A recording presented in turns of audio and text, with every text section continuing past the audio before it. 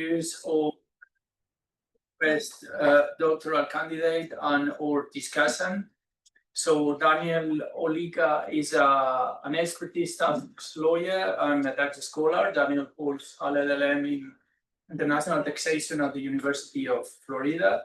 He is currently a PhD candidate in international tax law and policy at York University in Canada. And he further holds a Bachelor of Law degree from the University of Lagos in Nigeria. As a lawyer, Daniel is qualified to practice law in both Nigeria and the state of New York. And as a scholar, Daniel is widely published in the field of international tax law and policy. And the title of his PhD is Developing Country Participation in International Tax Reform at the United Nations, Lessons from World Trade Organization. And our discussant is Professor Tandem. She's Associate Professor at the National Institute of Public Finance and Policy. She has been a Senior Visiting Research at the Grantham Research Institute on Climate Change at the Environment and London School of Economics, and Knowledge Partner of G20 Sustainable Finance Working Group. So, Daniel, whatever you want, the floor is yours.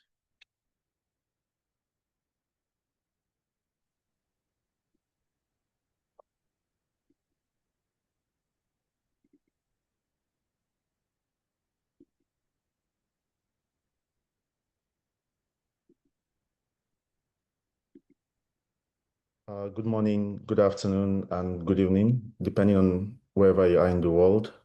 Thank you very much for the welcome, Professor Sevilla. And just to be sure, can you see my screen? And can you hear me? Yeah, definitely. Okay, thank you so much. Thank you so much for the welcome. And also thank you to Professor Tandon for, agreeing to provide some comments on my study. And I understand there were expectations around sending a paper earlier, which had not been complied with, and I thank you so much for your grace, and to the organizers of the GTS, to Professor Garcia, as well as Professor Pedrosa, who had been communicating with. I'm just basically saying thank you to everyone, and thank you for the warm invitation. It's a pleasure to be able to present this research, and I hope to get some comments to help me in finalization of the research. So the title of my research is Developing Country Participation in International Tax Reform at the United Nations, Lessons from the World Trade Organization.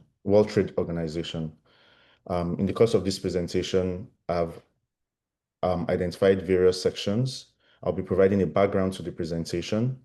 I'll be speaking about international tax regime effectiveness, international tax cooperation at the United Nations, lessons from the World Trade Organization based on some practices at the World Trade Organization that I believe would be helpful to ensure effective developing country participation at the Forum of the United Nations. And I'll be providing the general conclusion on my research. For the background to my research, in the last decade, the World Trade Organization, the world of international tax cooperation has experienced a tremendous change, with the OECD leading the change to reform, the century-old international tax rules. As the OECD championed this reform with the base erosion and profit shifting project and, the Forum of the Inclusive Framework, developing countries, scholars, and policymakers alike have, seriously criticized the OECD process on the basis that it lacks inclusivity and the fact that it is deemed that there has been no effective developing country participation in the process of reforming international tax rules. And the result of this challenge is that developing countries led by, Nigeria had pushed for international tax cooperation at the United Nations, and they've argued that they want the UN to take a leading role in global tax reform. And this is consistent with, what the international tax academic community has been calling for, for a long time. This eventually led to the adoption of the terms of reference at the United Nations, calling for what it referred to as inclusive and effective international tax cooperation. And since developing countries find tax cooperation at the UN to be more fitting forum, which they believe would address the concerns of inclusivity and legitimacy, there in my opinion, this raises some questions about how international tax cooperation is to be considered effective. And some questions that have been highlighted in the course of the study are the first, on what basis will the success of international tax cooperation efforts be measured at the United Nations? What does effectiveness mean in the international tax regime as referred to as the United Nations? And what lessons, for the purpose of effectiveness, can the United Nations learn from the World Trade Organization to facilitate effective developing country participation in the international tax regime? And this is not to suggest that the World Trade Organization has completely effectively fostered developing country participation, but in the realm of international economic governance, at least, this is one forum where we've seen developing country participation. And as the United Nations is, entering into that land or that field of facilitating cooperation between developing countries and the developed countries. My question here is, what lessons can the UN learn from the World Trade Organization? So the next section of the research, which covers international tax regime effectiveness, the UN resolution calling for international tax cooperation at the United Nations seeks to promote inclusive and effective international tax cooperations at the UN. Several scholars have argued for at least a decade about what inclusive international tax cooperation means, especially in the context of, the reforms going on or that have been going on at the OECD.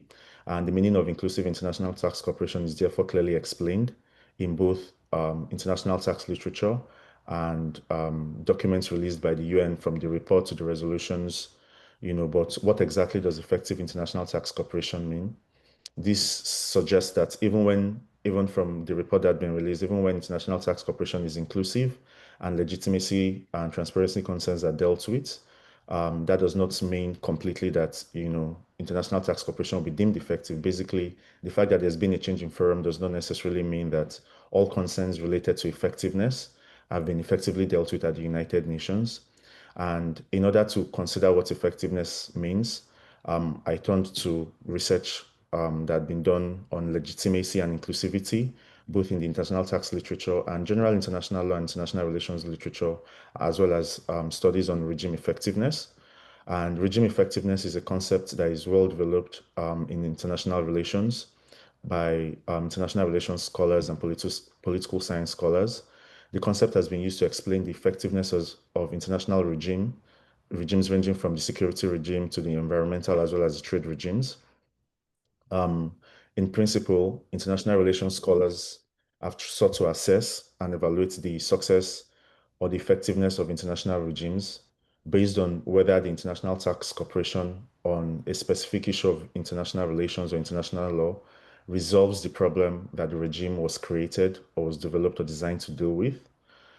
International relations scholars have argued that a regime will be effective and it would therefore be considered to be successful if it leads to a change in the behavior of states, and if this change in behavior of states is one that would not have occurred without the regime playing a critical role in leading reforms or designing the regime.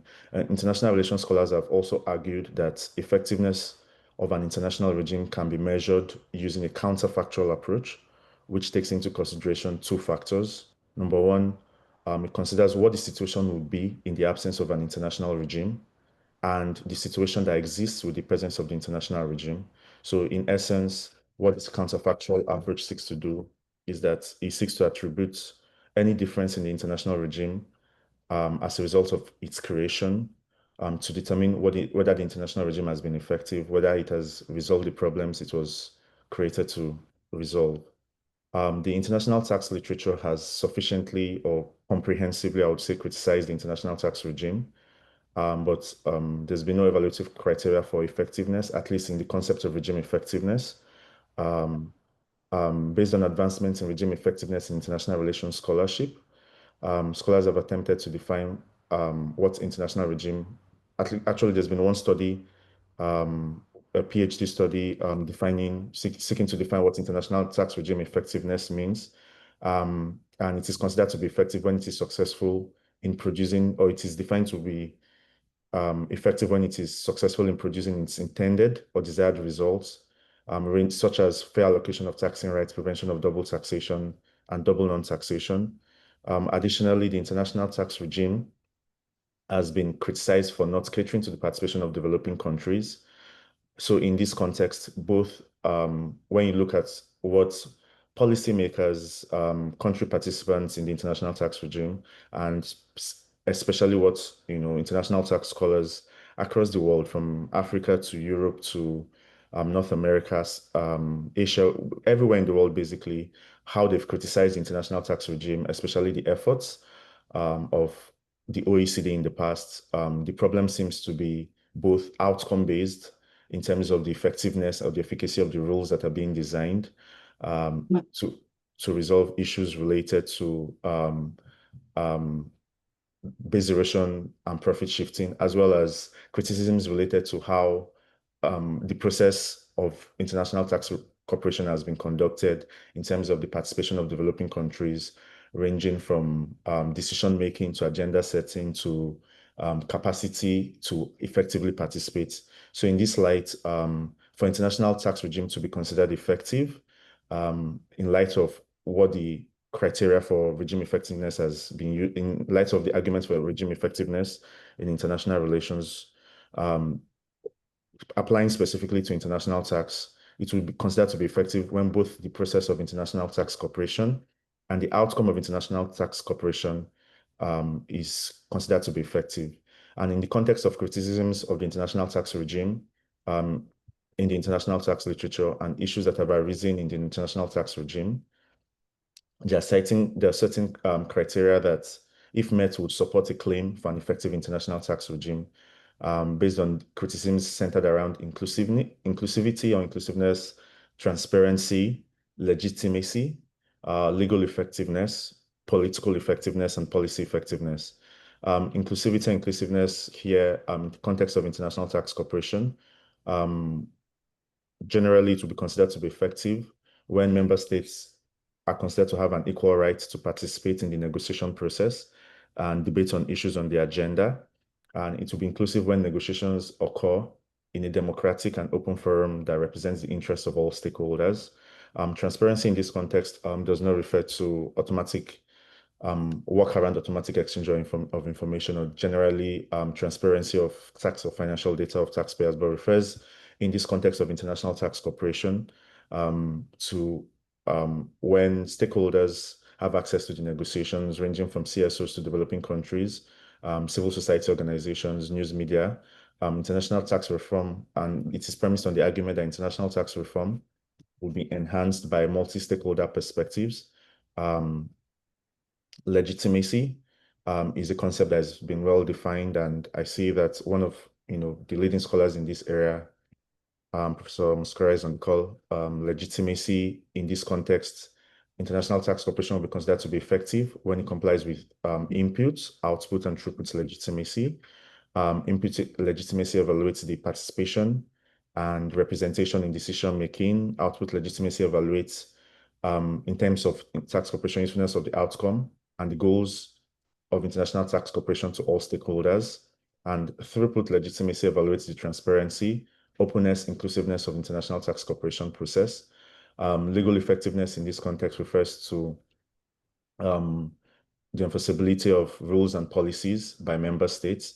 Even in the report that was released by the UN, that was the only instance of specifically referring to what an effective international tax regime would be, where there are monitoring standards and enforceability of the rules that have been designed by member states. Political effectiveness in this context refers to when there's political support among the countries involved, both at the international level and at the domestic or municipal level, as opposed to a situation we see where sometimes states are acceding to what's going on in terms of negotiations for international tax reform at the global level, but at the states, they lack the support of their countrymen or the legislature, and would lead to inconsistency in terms of their position on certain issues. International tax negotiations will also be deemed to politically effective where countries feel that the procedure adopted is procedurally effective. For example, the consensus versus simple majority debate, which has characterized early negotiations or participation in the United Nations tax reform process. And the last example I give here is in regards to policy effectiveness. And in this context, international tax cooperation will be considered to be effective when it meaningfully solves the problems which the international tax regime was created to resolve, and through the policies that emerge from the process. In this context, certain issues that have arisen in the past have been whether the UN has the capacity to be able to design these rules, whether country participants themselves have the capacity and how they'll be able to negotiate these rules in terms of their capacity both to participate in the process and to effectively implement it on the same basis as developed countries. In relation to international tax cooperation at the United Nations, as earlier noted, in 2022, the African group comprising of 54 African nations, led by Nigeria at the time, called for the UN to lead global tax reform. And since then, significant progress has been made. The United Nations has adopted the terms of reference for a framework convention on international tax cooperation. An intergovernmental negotiating committee has also been established to design a United Nations framework convention on international tax cooperation.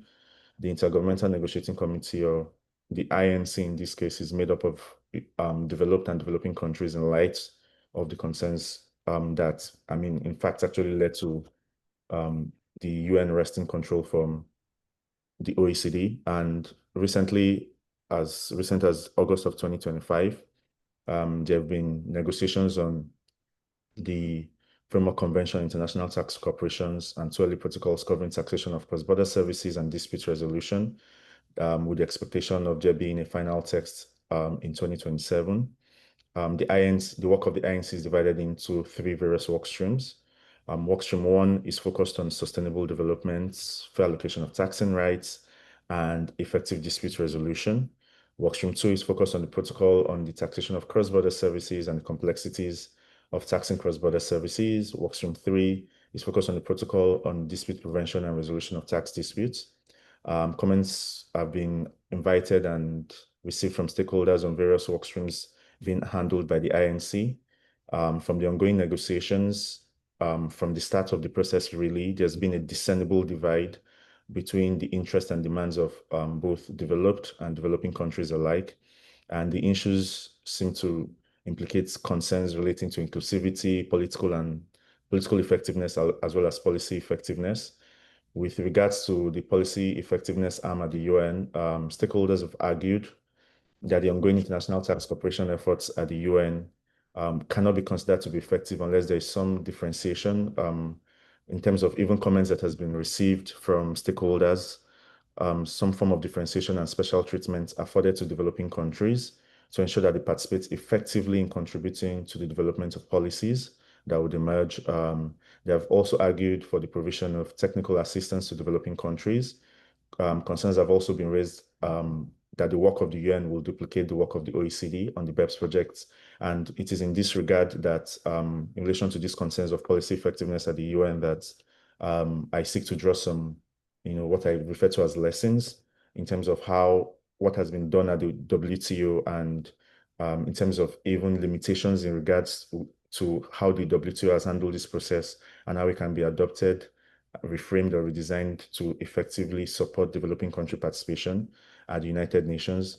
Concerns that political effectiveness seem to somewhat be addressed in the sense that countries have debated as to whether a simple majority or consensus should be adopted in the ongoing negotiations, as is expected, or this debate has basically been mostly between developed and developing countries. Developed countries calling for a consensus, developing countries arguing for a simple majority in the process.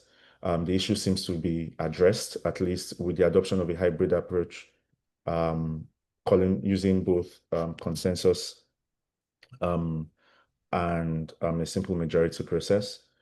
So in terms of what lessons can be drawn from the World Trade Organization with regards to the policy effectiveness issues that I had highlighted earlier, the international tax and trade regimes share some similarities between them. The most recent, especially being the participation of developed and developing countries in the rulemaking for the international tax regime, as has been the case with the WTO for a long time. In this regard, the WTO has a history of dealing with developing country participation and catering generally to the global north and global south divide in international trade. In relation to the policy effectiveness questions plaguing international tax cooperation at the UN, I argue that there's some lessons that can be learned. First, in relation to special and differential treatment. The WTO is one area where we've seen, also in international environmental regime, the common but differentiated regime, I think is what it's called. But specifically in the WTO regime, there's been a special and differential treatment, which has been developed to cater to the concerns about asymmetrical technical and economic relationship between developed and developing countries. There are a number of examples, I think over 100 examples of how special and differential treatment have been offered to developing countries to cater to concerns about participation and to support their participation in negotiations with developed countries. There have been criticisms the process has not been perfect, despite whatever promise that the process has had or contributed to ensuring effective developing country participation. Some of the criticisms have been to the self-declaratory nature of the WTO system of declaring developing country status, with the argument that certain countries should not be considered to be developing countries. In international taxation, certain research that has been conducted in the area of special and differential treatment seems to suggest that there's been examples of it in the BEPS Action Plan Action 14 and in relation to the design of the Pillar 1 and Pillar 2 framework by the OECD. But there's been no bindingness or clarity in terms of the design on or how the framework should apply in the international tax regime or system generally. And special and differential treatments can be adopted in this regard in international taxation to help developing countries with clarity on the eligibility criteria, as well as making sure that the rules are, enforceable, to help ensure that there's fairness in the implementation of international tax rules. In addition to the framework on designing a framework for the special and differential treatment, there are also concerns being raised by stakeholders, civil society organizations commenting on the process, and even highlighted in the UN process as to ensuring technical assistance. The examples of technical assistance generally in both international trade and international tax. In tax world generally, with provision of developing country technical assistance projects. Even at the OECD, technical assistance were provided specifically in relation to African countries through the African Tax Administration Forum.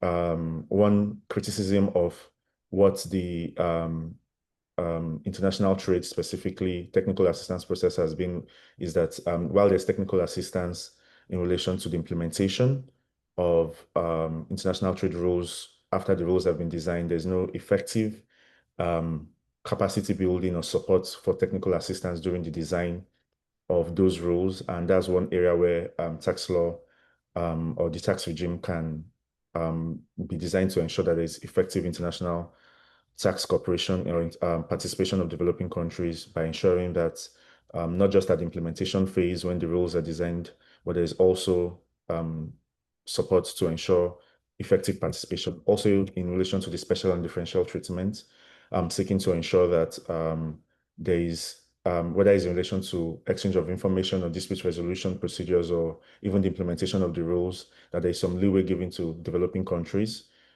special treatment given to them because the capacity of these countries cannot match the capacity of developed countries in the implementation. There's also a concern in relation to policy effectiveness about the possibility of duplication of efforts.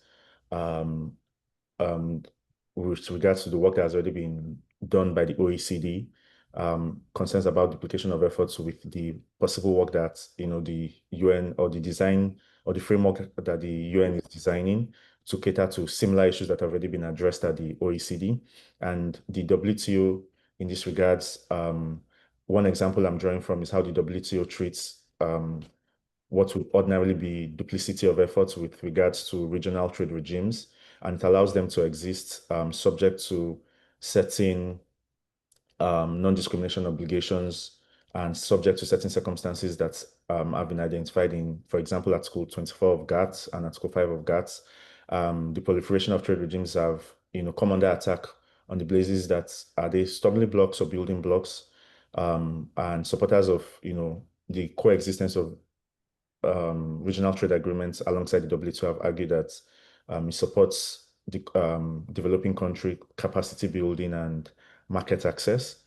In this regard, when concerns about the OECD and possibly, other regional frameworks for resolving international tax issues that would possibly arise, the OECD system can be treated in a like manner with the qualification that it applies to areas not covered by the UN rules to prevent duplication of rules, to prevent possible conflicts, especially not even just with the OECD, but any possible future design of multilateral cooperation for resolve international tax problems, that this does not lead to fragmentation of the system that the UN is seeking to address, and that it caters to the vested interest of developing countries and developed countries, since developed countries are naturally going to be interested in the OECD's role in tax cooperation.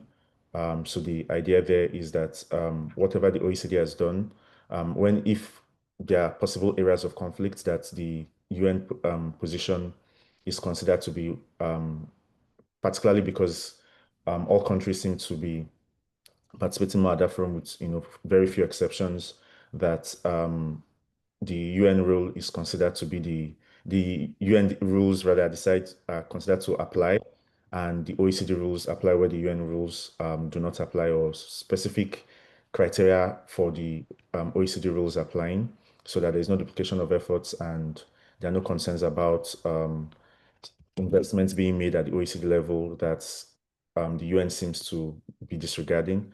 So in conclusion, for international tax cooperation at the UN to be effective, both the process and the outcome, like I had stated earlier, must be effective and deal with the problems that the international tax regime was designed to resolve, to ensure effective participation of developing countries, and deal with the policy effectiveness concerns currently plaguing the UN international tax cooperation efforts.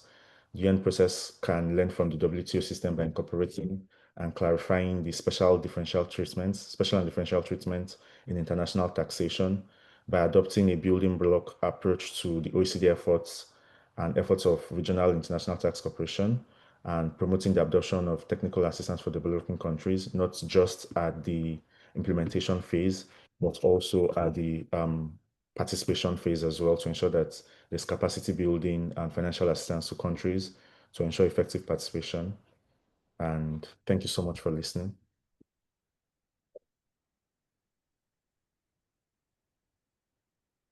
Thank you so much, and congratulations for your excellent presentation, Daniel. It is a highly relevant and interesting topic at an international level. So we now give the floor to Professor Tandon to make any comments or suggestions that she deems appropriate. Thank you so much for inviting me to the GTS. And thank you, Daniel, for your presentation. I think, as already mentioned by the chair of the session, that this is a very important topic. What we're doing now is to look for examples from the world to say, what do we mean by an effective regime, which is cross-border and international, involves many country interests. So I like that you begin at the very beginning to ask the question on what the effectiveness really means for the international tax regime. I'm sure you would have read Martin Hewson's work on this, because he does talk about the effectiveness and the inclusivity of the inclusive forum, and sort of looks at country perspectives, which I think are extremely important. Having said that, there are some sort of thresholds of effectiveness, or some kind of indicators, as you've mentioned, of effectiveness. And while I was listening to you, I felt that there was a little bit of an overlap. So maybe, after I finish making my comments, maybe you could clarify. something along the line of, let's say legitimacy. How is it different from transparency and inclusiveness? And is it possible absolutely to make these in a sense more measurable, or you can evaluate these? Because I felt that the paper was progressing to talk about the different kinds of experiences, of course also building in the comparison with the OECD. But is there any way to do this more objectively, to say whether a regime will be more effective if it had, let's say, 6 kinds of characteristics within the broad categories that you've identified? Um, the other point that you made, which is quite relevant, is about the capacity. So while it's important to say that there is effectiveness, it's also important to say that there are countries that are at different capacity levels. So merely their participation and having a view about um, a certain change is also very important. So which is why I say that if you were to objectively put some indicators and evaluate, um, it would be really important. It would be really useful to the reader and for your PhD. What I find very interesting is that you've compared it to the WTO system, which seems to be broken in so many ways.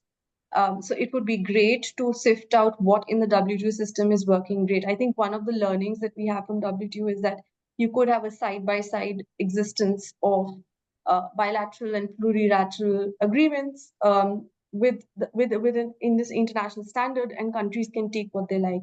And I think the UN has been doing this for many years. It is the alternative to the OECD standard.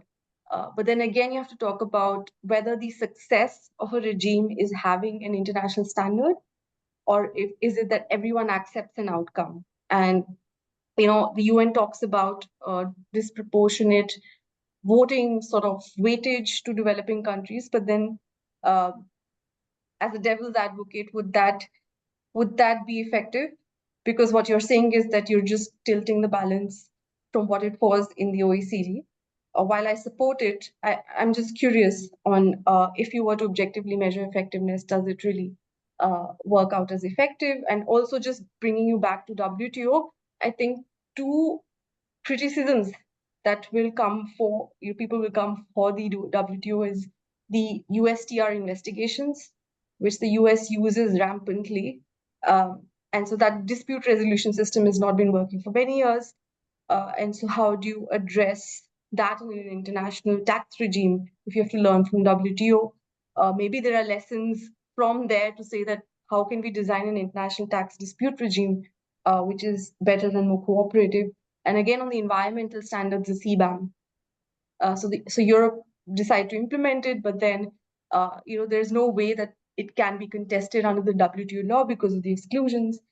And so, my sense is that should we be okay with some lack of consensus within the regime? I mean, is that something that you want to take away from the WTO? Or if you have some novel ideas from such lessons on what can be done better within the tax regime, learning from the trade regimes. I'll just stop there, and thank you so much for your presentation. Thank you so much, Professor Tandon, and thank you so much, Professor Sevilla, for your remarks. And thank you for, the very comprehensive, wide range of questions and comments you provided, Professor Tandon. For some of them, I'll try to specifically respond based on my thoughts. And for the others, I take them as areas to consider for the purpose of developing my research and things to look out for. And in terms of the first thing you had mentioned is with regards to the areas of overlap between certain criteria and whether I can come up with specific evaluative criteria that where certain features have been met, it will be deemed to and a strong argument can be made that we are seeing basically an effective international tax regime. So for that, that's something I would both look into, but my preliminary thoughts based on my research so far has been that the approach that I had adopted was basically to look at what criticisms of the international tax regime already currently exist in terms of participation, just to look at what scholars and policymakers have complained about with regards to the current state of play to see if these issues are addressed with regards to participation. Because like I identified, the criticisms of the international tax regime, or the problems, I would say, with the international tax regime as defined in the literature is both process-based in terms of participation and outcome-based in terms of what comes out of the process, how it can be enforced, the effectiveness of the rules that are designed to address, the specific, whether tax avoidance or double taxation problems that, have arisen. That was the idea, but then, yes, I would make the argument that based on those criticisms, where concerns of inclusiveness have been satisfied, or inclusivity, transparency in the process as opposed to the opacity, which scholars and policymakers argued characterize the OECD system, where it's considered to be legitimate, and is in that regard that in the area of legitimacy that I understand your concerns, and I agree with your point that yes, there are clearly areas of overlaps when you look at certain aspects of legitimacy that scholars have argued in the literature. You would see that implicit in them are concerns about inclusiveness. And yes, there are areas of overlap in that regard. But then in terms of the political policy and legal effectiveness, those are not terms I would say that are specifically used in the literature. Those are just terms that are used to describe the problems that come under the umbrellas of those classifications. So for purpose of pushing the research and the study further, I'll try to come up with those criteria you had mentioned, and just to see objectively these are the criteria to be satisfied, whether it's at the UN or the OECD. In terms of you said the WTO system is broken in many ways. Yes, I do agree with that. It's broken in many ways. Excuse me. And the idea for me is not that the WTO system is perfect. It's just in light of the imperfections and the problems we've seen play out in terms of developing and developed country participation at the WTO, how can we see that, use the word examples, how can we see that these examples are adopted to ensure developing country participation, but with tweaks to ensure that the problems we've noticed at the WTO system do not repeat themselves, from the self-declaratory developing country issues to issues surrounding when people are receiving technical assistance, or when countries rather are receiving technical assistance, how that can aid effective participation. Um, um, and you say, should we be fine with the lack of consensus? My argument or my thinking in that regard is that there should be a balance between both consensus and simple majority system, because the WTO consensus system is, one may argue, one of the many areas in which the system is considered to be broken. The fact that a plurilateral or sometimes plurilateral agreements have to be concluded to ensure that certain agenda points or certain issues are able to move forward or continue in the process, or the fact that one country can effectively halt the process of negotiating on an issue on the basis that, and on that basis, I do not think that that would be exactly helpful, and it accounts for why there was a huge pushback for the adoption of consensus in the process. Although the arguments for consensus are that when there is clear consensus amongst parties, that can foster political effectiveness of the process. There would appear to be motivation to at least see the process through, although that has not always been the case. But the simple majority system, like you also argued, or like you also explained, can also have disadvantages in that we see that there will be a huge, and that is already the case, even for the purpose of adopting the resolution. We saw that there were over 100 countries comprising of mostly developing countries supporting that the UN actually take control of the process, and about 44 countries, I think, from the developed countries refusing that process. So there's already a huge divide between developed and developing countries.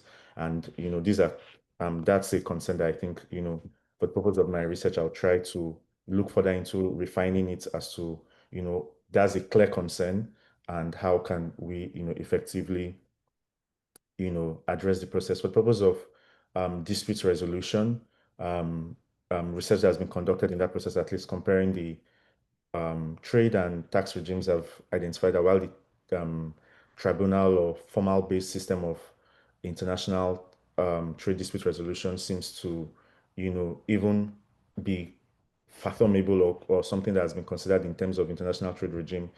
Countries tend to resist that in international tax for reasons that tax issues border on sovereignty. Typically, although I'm not very vast with this aspect, but based on my knowledge of it, the process tends to be that the mutual agreement procedures, even arbitration is being resisted for very many reasons. And the mutual agreement procedure seems to be, what tends to exist in most treaties. And the problem with that process also is the non-bindingness of it, the fact that it encourages countries to resolve as opposed to creating an obligation on parties to actually resolve the dispute. So it is in that regard, at least the fact that that is a clearly ineffective process, that I would say that there has to, despite the resistance to mandatory binding arbitration, anything else in terms of resolving tax disputes seems to border on concerns that are raised about legal effectiveness. If countries can decide whether or not they want to participate in the process, it doesn't support effectiveness. It doesn't support the actual resolution of tax disputes or cross-border tax disputes, whether it's in relation to cross-border services or whatever issues may arise in the international tax system or the reform efforts that are being handled by the UN. So it's in terms of creating the obligation on state parties that I would be able to say that's something that should be improved in relation to the international tax regime that seems to exist in the trade regime. As it relates to whether a tribunal process can work in the tax regime, I would look into that for the purpose of addressing. I would make sure to, do the research effectively on that and address that in the paper. But that's something that I'm not sure how that would work in relation to the international tax system. Thank you so much, Daniel. Thank you, Professor Tandon, for your comments and questions. I don't know if some of you would like to add something, or Professor Garcia. Thank you, Daniel, for your comment, for your presentation, sorry, and Yali for your very precise comments. I think that it's a kind of, I would say, a necessary paper according to where we start, and especially not only about where we stand, but where we want to go. And because it's a very timely project, probably this is the main difficulty, because it's subject to the movements, to the moves, to the geopolitical moves that are appearing recently at the international level, not only for tax purposes, but only for other political purposes. So I think that it's an element that adds significant difficulty to your topic, because sometimes PhD, well, I would say sometimes, but means always, PhD need to elevate and obviously analyze the reality, but at a certain distance. And it is somehow difficult to have a distance to some developments that occur from day to day on a daily basis. So I think that it's something for you that adds complexity and difficulty. And referring to that, I had a question that probably it's not here the right place to put, but considering that I already referred to geopolitical, I will raise, despite the fact that it's more related to what I want to say afterwards, which is, do you consider, because you talk about effectiveness, that is it possible to have an effective regime system, we will talk about this afterwards, without the US participation? Because the OECD, or Pascal Sinterman, recently said anything that comes out of the OECD cannot be effective with the agreement or disagreement of the US. And I wonder whether this statement is still true for the so-called international tax regime and or the UN Nations Tax Framework Convention. Secondly, I want to make some comments or remarks. One regarding two concepts or two references that you've been using during your presentation and in your title. One is effectiveness or lack of effectiveness, and second is international tax regime. And first, I want to know whether you already have an idea of what effectiveness means and what you want to achieve when you refer to effectiveness. How and when the system or a regime, whatever we will discuss, I will go in that afterwards, you can consider it is enough effective. And I put two examples in order to consider whether some element can be effective or not. And obviously, this effectiveness concept, it's somehow related to how to achieve effectiveness. And you discuss between different governance rules, and I can agree with you that not having beforehand the decision-making process rules discussed and agreed, it is very difficult to see this is inclusive, this is transparent, okay. But once you have disclosed this decision-making rule process, which the United Nations have already made, then how do we reach consensus regarding that, or how do you reach majority? And is it relevant or irrelevant whether one or the other it's the outcome in order to talk about effectiveness? Why? Because even under a consensus-based mechanism or decision-making process, it can be true that what we consider effectiveness, it's not that effective. And I will put two examples. One, it's the common reporting standards, where there was kind of a considerable consensus among many jurisdictions, especially especially those that were mainly affected by the elimination of the bank secrecy for tax purposes. And we can consider as an international tax people studying this, that there was a real success for achieving consensus, because consensus could be achieved in a way that somehow almost every country accepted and understood the same way, took the same approach. On the other hand, even in the OECD plus inclusive framework, there was also consensus on some issues like Pillar 2. But even before, the MLI, the multilateral instrument, was the outcome of the result of a consensus-made process. But this consensus-made process, because it was consensus, but it was a very much weaker process, led to what I want to call a multilateral unilateralism, because everyone wants to pick up this and that, I like this, I refuse that. So this is also the result of consensus. But whether this is effective or not, it depends on how do you consider it is effective. And that's why I said, for me, it would be very interesting that you develop the idea of what and when some achievement is considered to be effective or not. The second reference referred to the international tax regime.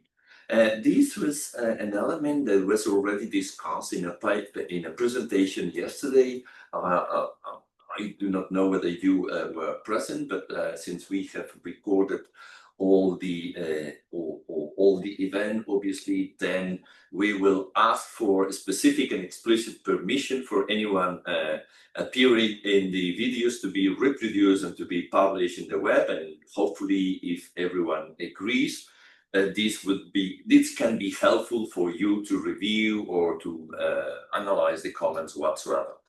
But this international tax regime, yesterday there was discussed whether what is this international tax regime? What is your concept of international tax regime? It is true that there are many authors that are talking about international tax regime.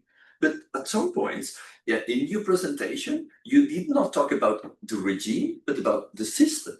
And I doubt, or I want to know whether this regime refers to a system, what the system is all about, and what you understand by this international tax regime. Thank you. Thank you very much for your valuable comments and question, Professor Garcia-Prats. I don't know if Daniel would like to interrupt. Yes. So the floor is yours. Thank you so much. Thank you, Professor Garcia, for your comments. Very insightful, and they'll definitely help with the further development of my research. You've made a number of comments that I've tried to note as much as I can. I would start with the first question you had asked. I've noted all of the comments, but I would, try to proceed to addressing the questions. For the first question you had asked was whether I think it would be possible to have an effective participation without the US. You are right, that's something that had been identified by the OECD, and that is a clear problem at the moment with the US rather pulling out of the UN process. And as to my opinion, that's something I'd not considered. But just to respond to that question, I would say that I do not think that we can have an effective process without the participation of all the countries and all the stakeholders involved, because whether it's the US or it's a developing country, that implicates the exact problems that had been laid out as criticisms to the OECD process about that there was no participation of all of the countries. The US is a major player in international politics, in the international economy. Its countries, especially with regards to one of the protocols that the UN is designing a process for, with regard to cross-border services, whether it's going to include or specifically be related to the digital economy. The US has a huge role to, not singular role, but a huge role to play in that. Most of the companies that will be considered to be the culprits of whatever regime would emerge would be countries that owe their identity or were formed by Americans. And for those reasons, I think that to make a statement that we can have an international tax regime without the US may not, I would align with the view of the OECD. But as to whether the US should have a veto power over whatever process is not something I would say that any country should. But as to whether they should participate in the process, my answer to that would be yes. They should participate for effectiveness, but whether they should have a veto power, I do not agree with that. I agree with the concept of equal footing, equal participation. No matter how powerful or rich you are as a country, such power should not be given to you because it truncates the process and takes us back, in my opinion, to what the drawing board would be. Another question as to if you broke it down into both what effectiveness would mean and what ITR would mean. And my concept or definition of effectiveness in this regard is in relation to the design of a system or regime. I should probably stop using those terms interchangeably, but the design of a regime that seeks to resolve the problems that the regime was basically created to solve, and as to whether those problems have been in fact solved by that regime.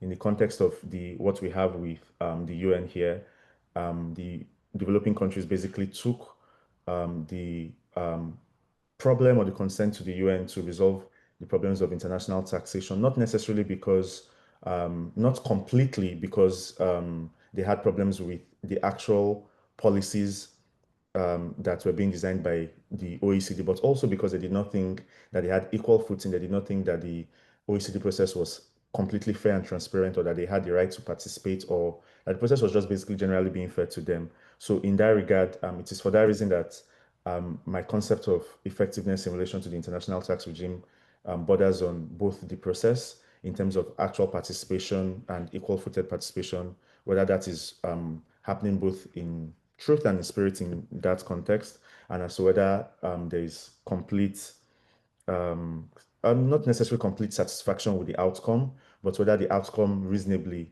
and I doubt that we would ever have consensus or agreement, even in the international, among scholars on any issue that would ever come out of the UN, no matter how well-intentioned and good faith associated with the process. I think scholars, for whatever reasons, would naturally, it is the nature of scholarship to critique, to improve. So I doubt there would be complete agreement, but I think that, in my opinion, effectiveness would, in that process, look like whether there is a resolution of at least the problems that they were created to resolve, because the international tax community, in my opinion, is a case of hunter and hunted. That's a personal belief that no matter what rules, even in a domestic system context that are designed to resolve any problem, we have an army of some of the most sophisticated tax lawyers in the world across countries, tax accountants who are constantly trying to be ahead of the process. So whatever problem we resolve, both at the UN, probably by the end of that fiscal financial year, tax practitioners have designed a problem or a way to avoid, and it takes us back to the problem. So I think it's a continuous process as to whether the process will be considered to be effective. You provided an example of the CRS where you said there was, and the MLI as well, where you said there was considerable consensus, but it has not been effective, and you advised that I should see or look into how an outcome will be considered to be effective, notwithstanding a seeming appearance of consensus. And one of the ways I seek to address that in this research is through what are termed as legal effectiveness, in terms of not just the enforceability, but the monitoring process for whatever rules are designed to ensure compliance, that we cannot completely have effectiveness, whether it's the MLI, whether it's the CRS, whether it's any rule or procedure that is designed at the UN, without effective compliance, without effective monitoring, rather, to ensure compliance by countries involved, and some form of rights and obligations created clearly to know that when countries are not complying, what is the effect in terms of enforceability. And you had also made a comment as to whether, in this context, what I would classify as the international tax regime. And yes, I'm fairly aware of, although I did not attend that specific session yesterday, I would watch the video, but I'm fairly aware in the course of my research as to whether there is the existence of an international tax regime. Some scholars argue that there is a network and refer to it as a system, and whether there is a network, and there are certain terms that have been used that I can't remember, but I remember specifically in terms of network system for the purpose of the basically the international tax system comprises of networks. They disagree with a number of scholars, and I think that debate, at least from my knowledge, I may be wrong, seems to be led on the side of the existence of international tax regime by some scholars in the US, and Professor Aviona, Professor Sura, I can't remember but basically there's the debate as to whether, and the support for the existence of an international tax regime based on the existence or the argument that there are certain norms, that because typically, even in the context of international relations, when we consider whether there is a regime, one thing that the scholars of international relations tend to consider is whether there are certain norms. In my opinion, I think that there are certain norms. Some scholars say that there are norms, there are networks, right? But where they disagree is whether there is a graduation for those norms or networks to what we would consider to be an international tax regime. In my opinion, I think that there are clear norms and networks that have been designed, clear norms rather, that have been designed by both the OECD and that have been agreed by the international tax community. And I don't think that there's any disagreement as to whether those norms exist, is whether they consider that to be reflective of the existence of a regime. In that regard, I think that there is a regime, and I think taking the comments and the feedback I've received, that's something I'll try to make sure that I try to support or disagree with based on attempts to make strong arguments as to the existence of a regime, such that I'm not just assuming it and using those terms interchangeably in the course of my research. So thank you again. Thank you so much, Daniel, for the clarity in your reply. So we are running out of time. So congratulations again for your presentation, and we'll move to the last presentation. So thank you again, Daniel, and thank you, Professor Tandon. Thank you so much, Professor Sevilla, Professor Garcia, and Professor Tandon. Thank you. All the best.